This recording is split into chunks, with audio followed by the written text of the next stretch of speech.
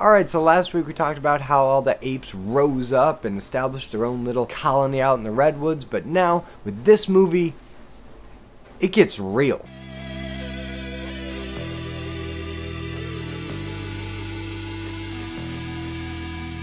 Dawn of the Planet of the Apes. Now, Dawn of the Planet of the Apes came out in 2014 and has to be my favorite Planet of the Apes movie, period. I'm pretty sure the whole franchise peaked with this one. I haven't seen Kingdom of the Planet of the Apes yet, so we'll see if my opinion changes when I eventually see that one. But really, Dawn of the Planet of the Apes is where it's at. This is the movie where we see Caesar transition from being a revolutionary, somebody that just wants to rise up against authority, to now having to deal with the very complicated issue of politics and actually leading a population. And that is fascinating to watch, and this movie really focuses in on the ape politics of all of it, much more than we've ever seen in any other Planet of the Apes movie. We really get a sense of how this civilization is forming, how they communicate to each other. You can see all the apes getting a little bit more intelligent as time has gone on, and this movie opens with a great example of that, after a little montage catching us up on how the simian flu is going around and killing everybody, and only a handful of people actually survived that pandemic. We see Caesar and a bunch of apes going on a hunt, and they're hunting deer, and you actually see Caesar's son get attacked by a bear, and this is all very exciting stuff, and you get to see the apes interact non-verbally. They're using sign language, because at this point Caesar's really the only ape that can speak. We saw him say a couple words in the last movie, but now we're actually starting to see his vocabulary expanding, and all the other apes are learning sign, and they're all advancing a little bit behind Caesar, but they're still getting pretty smart. But then they stumble across this one human. I don't remember his name, but let's just call him Trigger Happy McGee, because he is the most trigger happy person in this whole movie. If it wasn't for this guy, we might still have a lot of the conflict that we end up having, but this guy was just in the wrong place, wrong time, and out of fear ended up pulling a gun and shooting one of the apes, which, okay, humans drew first blood. They're not going to take that very well. And from that point on, this movie is just a masterclass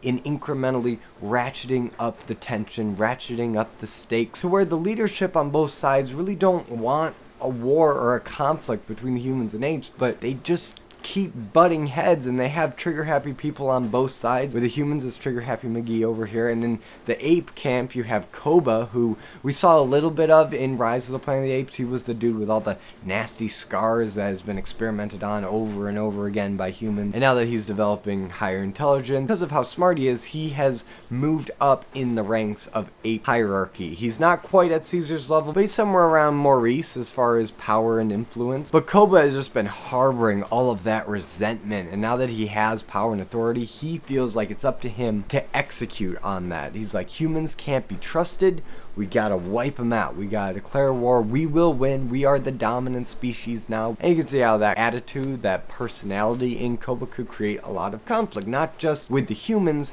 but also among the apes. And that's really where this movie shines. It's seeing Colby and Caesar go back and forth, bicker, argue, try to reestablish dominance. They actually scrap a few times in this movie, and Caesar needs to reestablish control, because Colby's getting a little too big for his britches over there. But Caesar, you know, he respects humans. He was raised by James Franco, and so he does have a soft spot for humans. He hasn't learned to hate the humans in the same way Colby has learned to hate the humans based on his experience. And because of that, Caesar is constantly trying to look for a peaceful balance. He doesn't want to see the apes die, and he has some sympathy for the plight of the human. And speaking of the human characters, Trigger Happy McGee was not just in the woods alone. He was actually part of this exploratory group trying to go through the woods to find this dam that's been out of commission for a while, to reestablish power to this small colony of survivors. I say small colony, but it's a pretty big colony. There's quite a few people packed into this. I guess it's more of like an emergency shelter compound. It's actually pretty fortified, and they have a lot of firepower that they've accumulated to defend themselves. So the humans, while they're definitely on the back foot societally, they're not really struggling. They're doing okay, but they really need power if they're gonna survive. So because of that, this small group led by Malcolm, played by Jason Clarke, tries to make some deal or arrangement with Caesar that they can go up, get the power plant online, and then they'll leave. They'll leave in peace, there'll be no war, and Caesar's like, great, sounds like a plan. let's go. But then, like I said before, you got Koba over here, and he's like, no, you can't trust the humans. And he's doing his own little side mission over in the human village where he sees, oh, they got so many guns, they're training for war, this is not safe, they can't be trusted. And after he sees Caesar cozying up with some of these humans, he realizes that he can't really trust Caesar with this information. He's gonna have to seize control. He's gonna have to stage a coup to overthrow Caesar. And what he cooks up is actually kind of ingenious for a bonobo. He actually takes one of the human guns, shoots Caesar in the chest. Caesar falls presumably to his death, and of course the humans get the blame for this. So now the apes are rallied under Koba, about to attack the humans. And when I saw this movie the first time, I didn't really appreciate Gary Oldman in this movie. He plays the leader of the human colony. He's kind of their political leader. He's not really a political guy. He's just the guy that kind of stumbled into a leadership role just out of necessity. Somebody had to do it. The first time I saw this movie, I was in high school, and I saw it in very kind of black and white terms. I loved the movie, but I saw like, okay, Caesar's the good ape, Koba's the bad ape, and Jason Clarke is the good human, and Gary Oldman is the bad human. But Gary Oldman really isn't a bad human, at least not in the same way Draco Malfoy or Brian Cox were in the last movie, or in the same way that Woody Harrelson just has this vendetta against the apes in the next movie. No, Gary Oldman is just trying to do right by his civilization, and he doesn't want to start war. He's talking with Jason Clarke about trying to find a peaceful solution. He really wants what's best for everybody, but at the same time, he needs that power from the dam, and if the apes don't trust him and they're not going to give it to him, well, they're going to have to resort to force. But before we get to the all-out war and violence that breaks out between Koba's troops and the humans, there's a couple other things I want to touch on. One is that it's so cool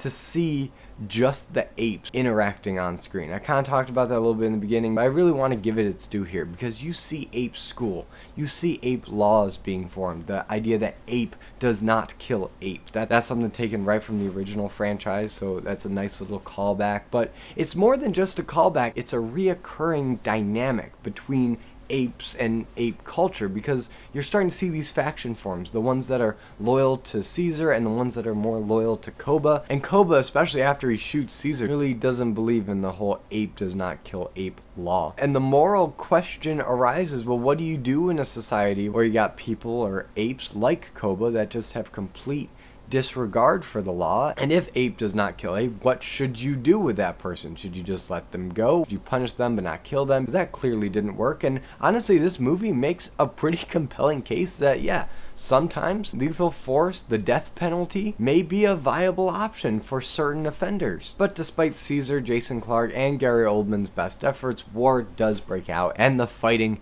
begins. We see apes with machine guns, we see apes on horses, we see apes versus tanks, and that shot where Koba goes in and just completely empties out a tank and takes control of it all in one take. Sure, it's a CGI enhanced take, so that does kind of take the impressiveness off of it a little bit, but that is such a cool shot. And that plus the shot of Koba dual wielding machine guns on horseback are the two images that from the first time I walked out of the theater just stuck with me in my head, that yeah, this is the movie where you got Koba versus a tank and Koba with machine guns, and a movie just can't be bad with those two things in it, right? But as it turns out, Caesar was not dead. He actually gets healed, he recuperates a little bit, and then he goes to reestablish dominance, to take down Koba and try to salvage any hope of peace that might remain after this all-out war between the humans and the apes. And when Caesar and Koba do fight, it's so satisfying because Caesar finally kills Koba. And you know this is how it had to go down too, because Koba, in his final moment when he's defeated and Caesar's about to strike that final blow,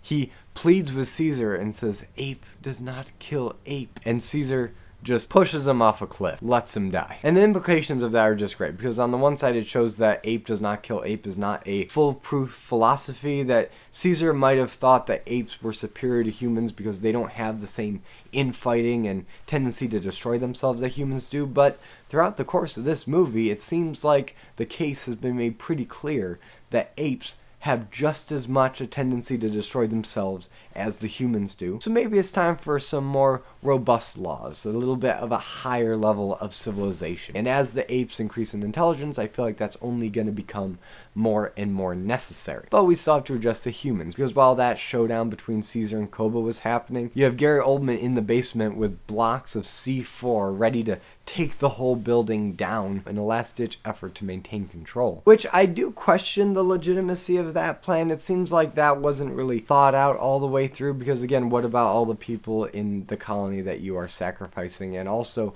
what about yourself? And on top of that, do you think blowing up Caesar and Colby and the army of apes that are in your citadel is going to improve future relations with the apes, or just make everything worse? And it turns out it makes everything worse, because now we got a few more ape casualties. Luckily, Caesar was able to escape before it all went up, and a lot of the apes did escape, but not all of them. Some of the apes did die, a lot of humans died, and Gary Oldman died, so he doesn't really get to face the consequences of his actions. But the movie ends on kind of a downer note, which unlike Rise, which had kind of an optimistic note at the end that the apes were free, this one, you feel the weight of incoming war, because it ends with the sound of helicopters and the military coming in as reinforcements for the humans to take out these apes. So now Caesar's got to prepare for even more war and fighting and loss, despite everything that he tried to achieve with all the negotiations between the humans and the apes. It looks like all of that is just gone now. The military's coming and Caesar's gonna have to fight to survive. But that's a video for another day, and before I wrap up, I do want to give credit to Andy Serkis and all the other actors that were utilized in this movie to bring these apes to life, because not only has the CGI and motion capture technology greatly improved since the last movie, I mean, these apes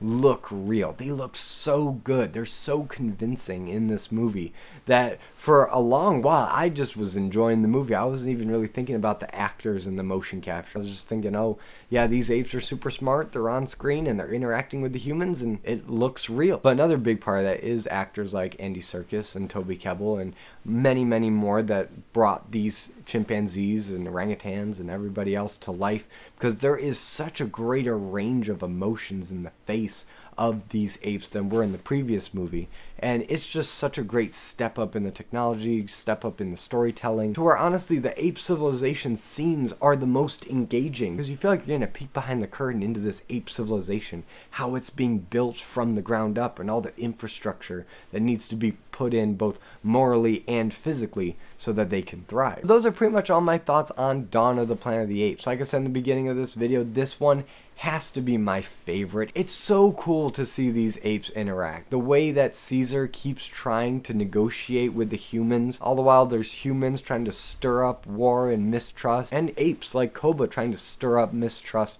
that just undermine everything Caesar is trying to build. So on a writing level, this movie steps it up. On a character level, this movie steps it up. On a technology level, it steps it up. This movie does exactly what a great sequel should do. It expands the world, deepens the characters, ups the stakes, ups the scale, ups the intrigue in the world building, and this movie does all of that. But now I turn over to you guys. What do you think about Dawn of the Planet of the Apes? Whatever you think, let me know in the comments, and if you like this video, be sure to give it a like and subscribe for more content, and hit the notification bell to be notified every time I upload a video. And as always, I'm Colby, this is My Nerdy Talk, and I'll see you in the next video.